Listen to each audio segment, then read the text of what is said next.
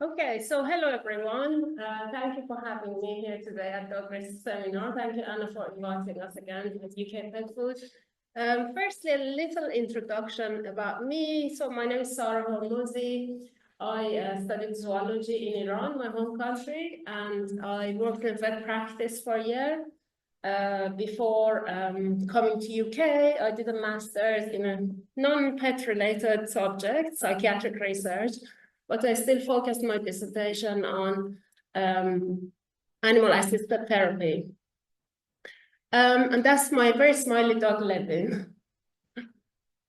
This is the UK Pet Food team. We are a small but very mighty team. But what makes our association the powerful association that it is our members. So here's a list of our members. And these are the suppliers to the industry. 109 companies at the moment are members of UK Pet Food. So I know that we have a very diverse audience today. Please can you raise your hand if you're a vet? If you're a vet nurse? Pet food manufacturer? Okay. Pet food retailer, pet shop? Okay. And I'm sure there are some academics in the room, academics, researchers, students, and there will be some overlaps, of course. We are all pet owners, I can imagine most of us. And if your profession is nothing to do with pets, but you're a pet owner, please can you raise your hand? Okay, so we still have a few.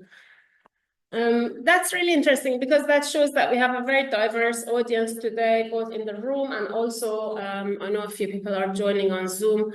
And it's important to highlight that the focus of our educational resources is to be for pet professionals, but with the aim of them using it for pet owners. And they are meant to be evidence-based because our educational resources are not branded. We don't provide commercial kind of promotion for any particular brand or any particular type of pet food, but we try to be evidence-based and informative so we can allow pet owners to make informed choices. So one of the key resources that we have is our range of fact sheets. We have a very diverse range of fact sheets that you can download from our website. One that would stand out for this group is our fact sheet on responsible raw feeding. So if you are a vet or if you work in retail, you can use these fact sheets and resources to start a conversation with your customers and clients and hand them over. If you print them, you can hand them over to inform them about the different questions they may have. For example, what sort of diets exist, what are pros and cons of the different diets, and if they're interested in raw feeding, how they can do it responsibly. So these are very concise, like A4 fact sheets, but they will then direct them to further information if they're interested to read more. Then we have our posters on a range of topics, but again, the two that would stand out most for this group would be one that we have on handling of raw pet food. So in that poster, I don't think my laser pointer would work to the right-hand one. It basically compares handling of raw pet food in comparison to handling of human food, raw human food. So it's basically similar. You need to wash your hands, wash your utensils, and make sure that you're using best practice in hygiene. So it's basically trying to debunk the myth that raw pet food is dangerous because it will be very similar to raw chicken or raw meat that we may be handling in our kitchen. We should do a similar hygiene practice by storing it at the bottom of the fridge, make sure it's in a leak-proof container, if it's defrosting, etc. So it can be a very useful poster to have on the wall in a vet practice or in a pet shop, again, as a way of starting a conversation and engaging pet owners in this topic. The one on the left hand is one about our raw certification scheme, which we will talk a little bit more about later.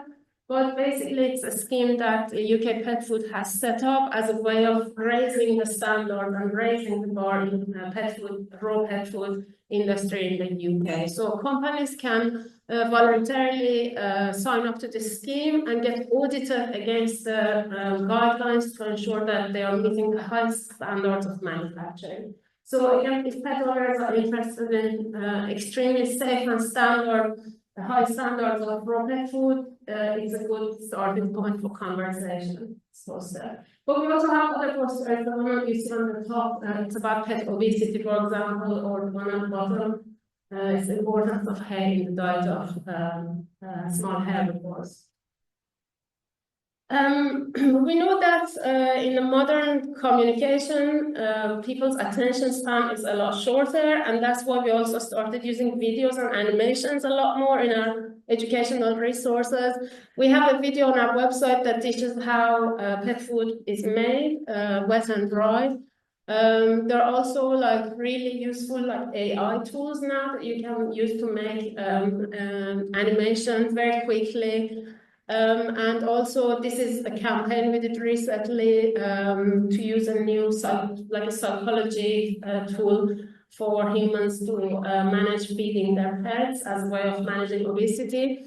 So again, on our website, there are a range of videos and animations that we are increasingly using in our communication and for digital content.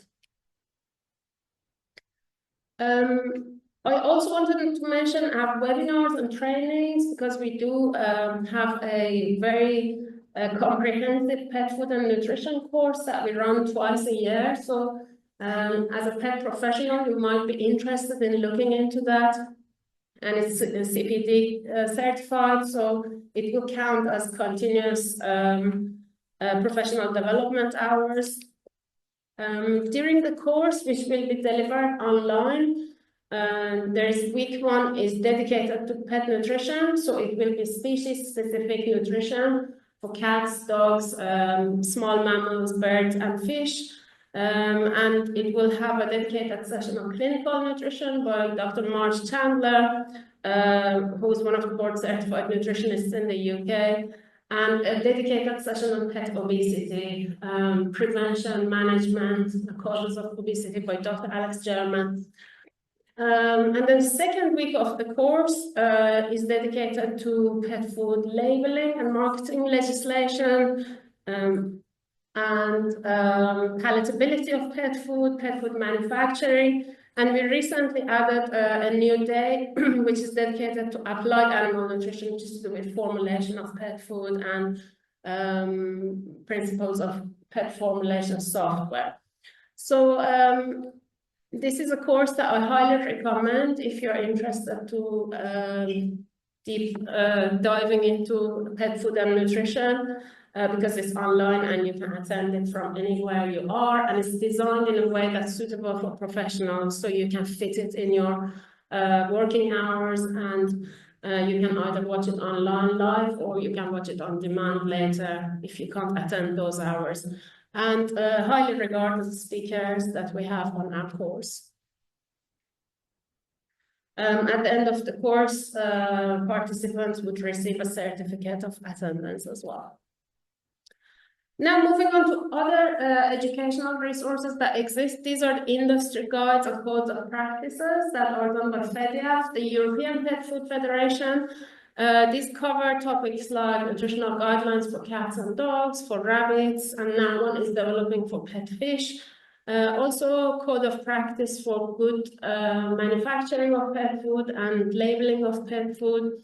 But most importantly for this audience, we have a guideline for manufacturing of raw pet food in the UK, which was published a few years ago.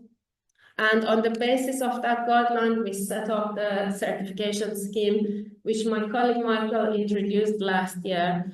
But it has been evolving since last year, and we're now allowing it to be as a stamp on the pack of pet food. So we're getting licensing for that, so that companies can put this stamp on their pack as a way of showing that they're complying with the highest standard in manufacturing raw pet food. So here I just wanted to show you how you can access our educational resources, because the call to action from this presentation for me would be that whether you're a pet owner or pet professional, please take the time to look at the educational resources that we have, because you might be able to use them. So if you go to, it's quite small for my eyes, if you go to resource library, you will see that you can choose the particular topic that you're interested. For example, it can be dogs and can be raw, or it can be cats and raw, or any other topic that you might be interested. You can do a combination of topics. And you can see that there is a QR code. If you scan that QR code right now, you can go to that page. And from there, you can download and print the resources as you need. I also put a QR code for the course if you're interested in registering your interest, because the dates of the next course are not announced yet, but they will be in February or March. But from this form, you can put your details in. So as soon as the course dates are announced, we can email you and tell you that the dates are announced and you can sign up for the course.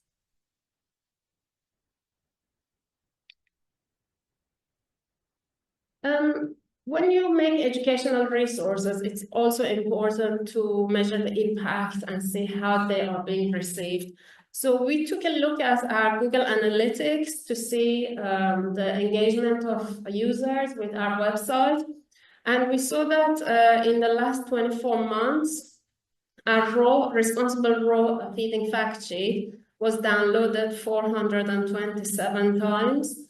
Our safe handling of raw pet food poster 634 times, and the raw certification scheme poster, which was published in 2022, was downloaded 447 times as well. And you can also see the total page views as well on this slide. So it's a good way of assessing the impact and whether these materials are being used by people or not. Also, I put a testimonial from one of our members, Melanie, Education Manager at Nature's Menu. So she highlighted how she uses this material in her communication with customers and members of staff as well, because UK pet food resources are evidence-based and non-branded, especially because sometimes pet owners feel that company-specific material can be just promotional, whereas UK pet food materials are seen as impartial and unbiased. It's good to, again, to see that our members are using these resources, and there is no reason why non-members can also use them, as long as obviously they are referencing the materials. For example, if you wish to use this information on your website, you can just say from UK Pet Food with a link to our website. So you are able to use these educational resources because they are purely for the purpose of sharing information. So in terms of a recap and next steps, again, I would like to invite everyone to take the time and familiarize yourself with the educational resources that we have. Education is extremely important, not only for pet owners, but also for pet professionals, and having the information from impartial sources is critical, because nowadays, in this age of misinformation, there are a lot of mixed information available on the web, a lot of opinions, and it's good to know where you can receive reliable information. And I'd like to end my presentation with a few pictures from the office. These are my dog Levin with the other office dogs, my colleagues' dogs Tessa and Tuva. And as you can see, sometimes they even appear in our meetings. We're very lucky to have dog policy in our office, which is really nice, as I'm sure you experienced today with the two dogs that are in the room. They put a smile on everyone's face. So thank you. And if you have any questions, I'm happy to take. And from that QR code, you can go to our LinkedIn page if you're interested in following the Pet Foods LinkedIn page. Thank you.